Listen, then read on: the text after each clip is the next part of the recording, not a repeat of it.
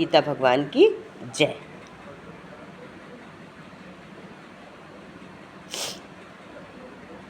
जय प्रभु गीता। गीता भगवान जी का दूसरा अध्याय, द्वितीय अध्याय कल पूरा हो गया था। आज अब शुरू करेंगे गीता जी भगवान जी का तृतीय अध्याय, तीसरा अध्याय। अब हम शुरू करते हैं गीता जी का तीसरा अध्याय। और तीसरा, अर्जुन बोले, हे जनार्दन, यदि आपको कर्म की अपेक्षा ज्ञान श्रेष्ठ मान्य है तो फिर हे केशव, मुझे भयंकर कर्म में क्यों लगाते हो? आप मिले हुए से वचनों से मेरी बुद्धि को मानो मोहित कर रहे हैं, इसलिए उस व्यक्ति की बात को निश्चित करके कहिए जिसमें मैं कल्याण को प्राप्त हो जाऊं। अब श्री भगवान वाच, अब ये बोले तो अब श्री भगवान जी कह रहे हैं। श्री भगवान बोले, हे निष्पाप, इस लोक में दो प्रकार की निष्ठा मेरे द्वारा पहले की गई है। उनमें से संख्या योग की निष्ठा तो ज्ञान योग से है और योगियों की निष्ठा कर्म योग से होती है। देखो यहाँ पर ये कह रहे हैं, साधन की परिव्यक्त अवस्था अर्थात पराकाष्ठा का नाम निष्ठा है। अरे साधन की परिव्यक्त अवस्था मतलब इसकी तो अर्थात पराकाष्ठा का नाम ही निष्ठा है। जो कि निष्ठा आया ऊपर तो कह रहे पराकाष्ठा का नाम ही निष्ठा है। मध्य से उत्पन्न हुए संपूर्ण गुण को ही हम क्या बोलते हैं? गुणों को बरतते हैं। ऐसे समझकर तथा मन जीवन इंद्रिय को शरीर द्वारा होने वाला कहा जाता है। तभी तो कहते हैं, अब आगे कह रहे हैं, मनुष्य ना तो कर्मों का आरंभ किए बिना निष्कामता को यानी योग निष्ठा को प्राप्त होता है और न कर्म करके केवल त्याग मात्र से सिद्धि यानी संख्या निष्ठा को ही प्राप्त होता है। निसंदेह कोई भी मनुष्य किसी भी काल में क्षण मात्र भी बिना कर्म किए ही रहता है, क्योंकि सारा मनुष्य समुदाय प्रतिजन गुणों द्वारा प्रकाश हुआ है। इसका कहने का मतलब ये है, यहाँ पर पहले इसको और सरल भाषा में समझ लेते हैं। इसकी जो हिंदी की व्याख्या है उसको भी और सरल अर्थ में समझते हैं कि क्रिया में वर्तमान के अभिमान से रहित होकर सर्वव्यापी सच्चिदानंद परमात्मा में एक भाव से स्थिर रहने का नाम ही ज्ञान योग है। इसमें ज्ञान योग जो आया है तो कह रहे हैं ज्ञान योग क्या है? ज्ञान योग है जो परमात्मा में लीन एक भाव से स्थित हमेशा रहता है, भगवान में जो लगा रहता है, उसका नाम ही ज्ञान योग है। इसीलिए संन्यास योग ज्ञान योग बोला गया। संन्यास योग जो संन्यास लेते, ज्ञान योग जो ज्ञानी होते हैं उनको ज्ञान योग कहते हैं, जो सन्यासी होते हैं उनको संन्यास योग कहते हैं। फल और अव्यक्त त्याग कर अपना के अनुसार केवल भावार्थ समत बुद्धि से ही कर्म को करने का नाम निष्काम है। जो अपने को समझकर बिना किसी अभिलाषा के काम करते हैं उसको हम निष्काम कहते हैं, कर्म योग कहते हैं। इसी को समस्त योग, बुद्ध योग भी कहते हैं, कर्म योग भी कहते हैं, तदर्थ कहते हैं, मदर कर्म कहते हैं, मकर्म आदि नाम से जाना जाता है। तो जिस अवस्था को हम प्राप्त हुए हैं पुरुष के कर्म अकर्म कहे जाते हैं, अर्थात नहीं कर सकते, उस अवस्था का नाम निष्कर्मता है। जिस अवस्था को हम नहीं कर सकते हैं उस अवस्था का नाम कहते हैं निष्कर्मता कहते हैं। इसीलिए चलिए अब हम आज फिर गीता पढ़ते हैं। करने के लिए मध्य किया जाता है जो मूढ़ बुद्धि अनुभव समस्त इंद्रियों को हठपूर्वक ऊपर से रोककर मन इंद्रियों से विषयों का चिंतन करता है, वो मिथ्याचारी अर्थात दंभिक कहा जाता है। किंतु हे अर्जुन, जो पुरुष अपने इंद्रियों को वश में करके न अनासक्त हुआ समस्त इंद्रियों को कर्म योग का आचरण करता है वही श्रेष्ठ है। तू शास्त्र विदित कर्म के कर, क्योंकि कर्म न करने की अपेक्षा धर्म करना श्रेष्ठ है। तथा कर्म न करने से तेरा शरीर निर्वाह भी नहीं हो सकता है होगा। यज्ञ के निमित्त किए गए जाने वाले कर्मों से आसक्ति दूसरे कर्मों से लगा हुआ ही मनुष्य समुदाय कर्मों से बनता है। इसलिए हे अर्जुन, तू आसक्तियों रहित होकर उस यज्ञ को नियमित ही भली भांति कर्तव्य कर्म कर। प्रजापति ब्रह्मा ने कल्पे आदि में यज्ञ सहित प्रजाओं को रचकर उनसे कहा है कि तुम लोग यज्ञ के द्वारा बुद्धि को प्राप्त हो, और ये यज्ञ तुम लोगों को इच्छित भोग प्रदान करने वाला है। तुम लोग इस यज्ञ के द्वारा देवताओं को उत्पन्न करो और वे देवता तुम लोगों को उत्पन्न करें। इस प्रकार निस्वार्थ भाव से एक दूसरे को उन्नत करते हुए तुम लोग परम कल्याण को प्राप्त हो जाओगे। यज्ञ के द्वारा बढ़ाए हुए देवता तुम लोगों के बिना मांगे ही इच्छित भोग निश्चय ही देते रहेंगे। इस प्रकार उन देवताओं द्वारा दिए हुए भोगों को जो पुरुष उनके बिना दिए हुए भोगता है वो चोर ही है। यज्ञ से बचे हुए अन्न को खाने वाला श्रेष्ठ पुरुष सत पापों से मुक्त हो जाता है, और पापी लोग अपना शरीर पोषण करने के लिए अन्न पकाते हैं, वे तो पापों को ही खाते हैं।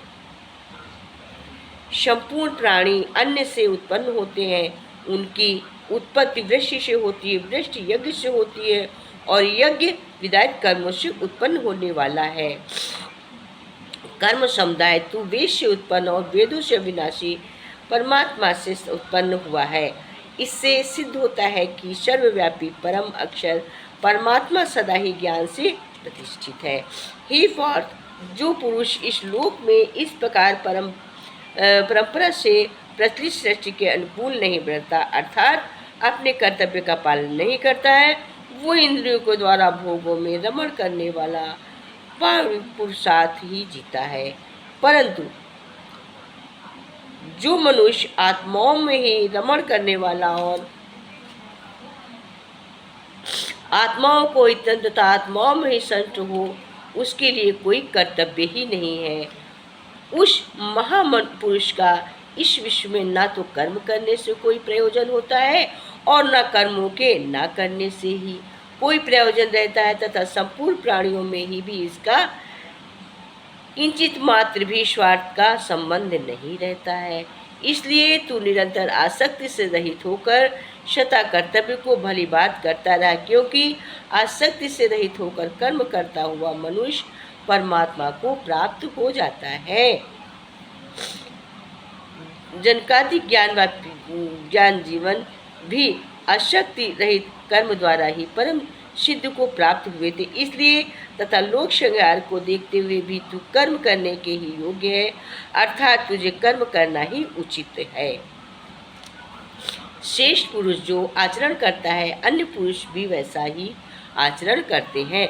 वो जो कुछ प्रमाण कर देता है, समस्त मनु समुदाय भी उसी के अनुसार बरतने लग जाता है। अब इसको मैंने 21 दोहे तक हिंदी पढ़ ली है हिंदी में, और अब इसको हम यहीं पे विराम दे देते हैं, क्योंकि तीसरे अध्याय में 41 दोहे हैं। तो 21 पढ़ लिए हैं, 20 कल पढ़ेंगे। अब इसकी व्याख्या हम और हिंदी में इसको और अच्छे से समझ लेते हैं कि अभी तक जो हमने पढ़ा, हिंदी भी पढ़ी, उसको और सरल भाषा में जो हमको समझ में आ जाए, इसको अब हम और इसकी भी व्याख्या करके इसको थोड़ा सा समझने का प्रयास करेंगे। आगे का आधा अध्याय हम कल पढ़ेंगे।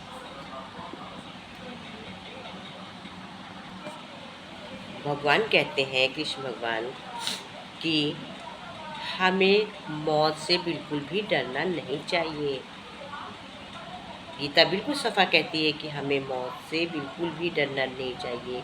ये संसार मृत्यु लोक है, जिसका जन्म हुआ है वो एक दिन जरूर मरेगा। जिसका आरंभ होता है उसका अंत अवश्य होता है। ये केवल हम शरीर धारण करते हैं, पर मृत्यु इस जीवन का एक नया आरंभ है। इस जीवन का अंत नहीं है तो आत्मा कभी नहीं मर सकती है, और न ही उसे कोई मार सकता है। लेकिन मौत का डर मनुष्य को सबसे ज़्यादा लगता है। मौत का दुख भी इंसान को सबसे ज़्यादा होता है। एक पेड़ में दो पक्षी का जोड़ा रहता था। उन दोनों में एक दूसरे से बहुत प्रेम था। उनके साथ जीने मरने की उसने एक शपथ ले ली थी। शिकारी आया और उसमें से एक को मार कर चला गया, मार दिया। अब अकेला नर रोने लगा, मैं तुम्हारे बिना कैसे रह पाऊंगा। तुम्हारी जगह मुझे मार देता तो तुम अकेले जी लेती, मैं कैसे रहूँगा। वो रो रो के विलाप करने लगा। इतने में ही शिकारी ने दूसरे पर तीर चलाया, वो पक्षी भी मर गया, मार दिया।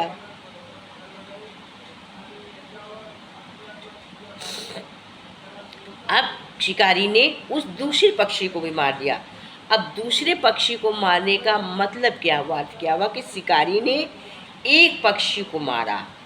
अब उसने दूसरे पक्षी को क्यों मारा, वो रो रहा था तो उसने दूसरे को न मारता, कहता कि चलो अब एक मर गया तो कोई बात नहीं, तुम ठीक से रहो, गलती हो गई।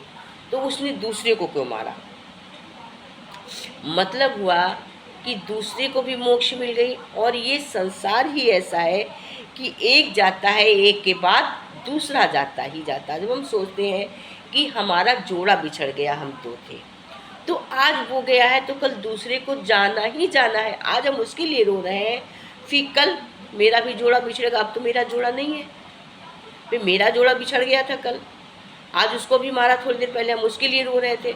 अब हम मरे तो वो मेरे लिए नहीं रो रहा, जब वो मरा तो मैं रोई, और वो मैं मरूंगी तो वो तो रोने नहीं आएगा। तो ये संसार ही निरंतर ऐसे ही चलता है, एक आगे और एक पीछे, एक दूसरे के लिए रोते हैं पर कब तक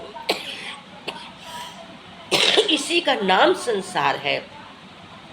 जैसे मरता कोई नहीं है, जैसे हम एक वस्त्र को उतार कर दूसरा वस्त्र धारण कर लेते हैं, उसी प्रकार हमारी आत्मा एक जगह से अपना शरीर, ये जो है रथ रूपी शरीर जो है, केवल ये रथ हट जाता है, और मन जो है, ये रथ जो है ये तो बना रहता है। ये शरीर जो है, मेरा शरीर जो रथ है, जो साथी चलता है, केवल यही जाता है। राम ने भी रामायण में क्या कहा है,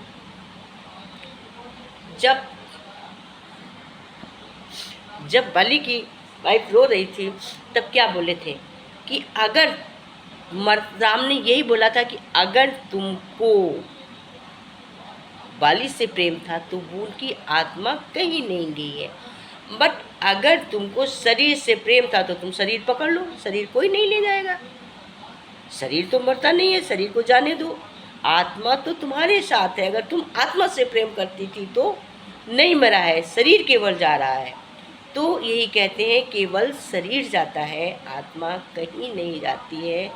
आत्मा तो अजर अमर प्रभु बनाते हैं सबकी।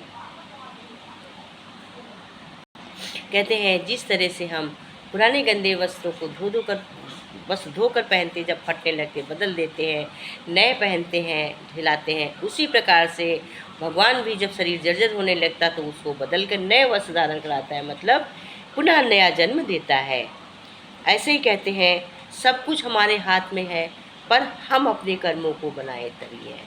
कहते हैं कि कोई था जो एक रेगिस्तान में गुजरते हुए बुदबुदा रहा था, कितनी देर जगह है ये, बिल्कुल भी यहाँ हरियाली नहीं है, और ये कैसी जगह है, यहाँ तो पानी का नामो निशान भी नहीं है। तभी किसी रेत में वो जैसे जैसे आगे बढ़ रहा था, उसका गुस्सा भी बढ़ता ही जा रहा था। तब में वो आसमान की तरफ देखकर झलझलाते हुए बोला, क्या भगवान आप यहाँ पानी क्यों नहीं देते हैं? अगर वहाँ पानी होता तो कोई भी यहाँ पेड़ पौधे उगा सकता था, और तब ये जगह भी कितनी खूबसूरत बन जाती। ऐसा बोलकर वो आसमान की तरफ ही देखता रहा, मानो भगवान के ऊपर की प्रतीक्षा कर रहा हो। तभी एक चमत्कार होता है, एक नज़र झुकाते ही उसके सामने एक कुआं नज़र आता है।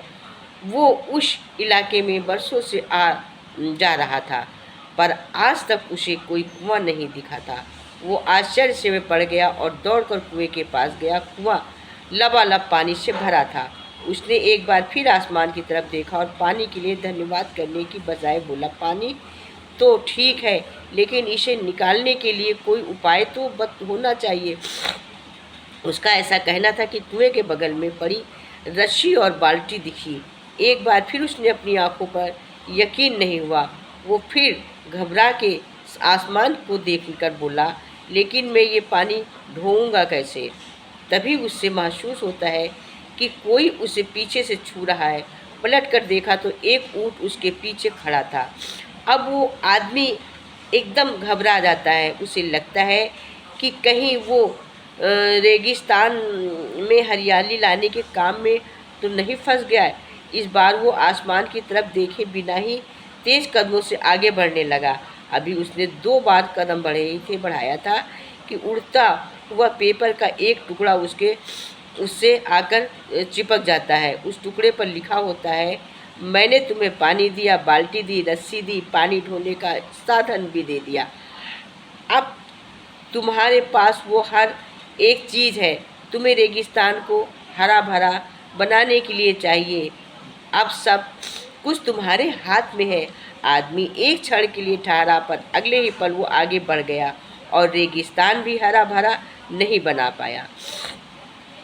यही गीता भगवान कहते हैं कि गीता भगवान ने तो सब कुछ दिया है कि की रस्सी दी, बाल्टी दी, कुआं बनाया, ढोने के लिए ऊँट दे दिया, और वो भी नहीं समझ पाया। पेपर दिया कि मैंने तुमको दिया, फिर भी उसने रेगिस्तान को हरा भरा नहीं बनाया। इससे हमें सीख क्या मिली? इससे गीता भगवान हमें ये इस उदाहरण दे के हमको गीता भगवान से ये सीख मिलती है कि कई बार हम कई चीज़ों के अपने मन मुताबिक न होने पर दूसरे को दोष देते हैं। हम सरकार को दोषी ठहराते हैं, कभी अपने बुजुर्गों को, कभी कंपनी को, तो कभी भगवान को। पर इस दोषारोपण के चक्कर में हम सच्चाई को दोष कभी नहीं दे पाते। इंसान होने के नाते हमें ये शक्ति होनी चाहिए कि दोष किसमें है। हम अपने भाग्य को कोसते हैं, अपनी किस्मत को सोचते हैं, अपने घर को कोसते हैं, भगवान को कोसते हैं, पर हम अपने समझ को, अपने मन को, अपने कर्म को कभी नहीं खोजते कि हमने क्या कर्म किए। तो कहते हैं हमें अच्छे कर्म करने चाहिए। जन्म मृत्यु तो सब लगा रहता, अच्छे बुरे कर्म, लड़ाई झगड़े तो सब कहीं होते, पर हम जब अच्छे कर्म करेंगे तभी तो सब अच्छा होगा। कहते सब हमारे हाथ में है। वो भगवान ने हमको जन्म जब देता है तो सब हमको दे देता है, हमें उसका केवल यूज़ करना आना चाहिए। तो उसको हम यूज़ नहीं करते। ये हमने दृष्टांत कहा, वो हमने उसका सार बताया था। और ये एक दृष्टांत है कि सब हमारे हाथ में है। भगवान जो करते हैं वो अच्छा करते हैं। हमें किसी का जैसे जोड़ा बिछड़ना कहा तो उसमें भी दुखी नहीं, ये भी प्रक्रिया है। जो नहीं होता है वो भी प्रक्रिया है। जो हम नहीं कर पाते वो भी हमारे कर्मों का फल प्रक्रिया है।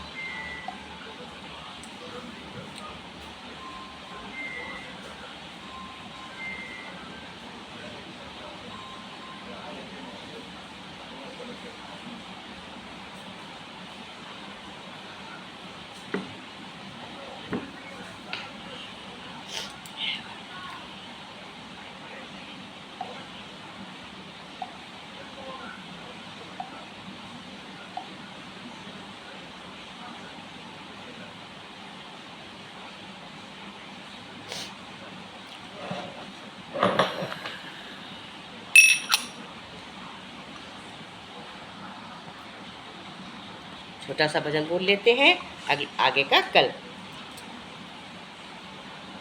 मैंने ऐसा सतगुरु पाया है, मेरा रोम रोम जग आया है। मैंने ऐसा सतगुरु पाया है, मेरा रोम रोम जग आया है।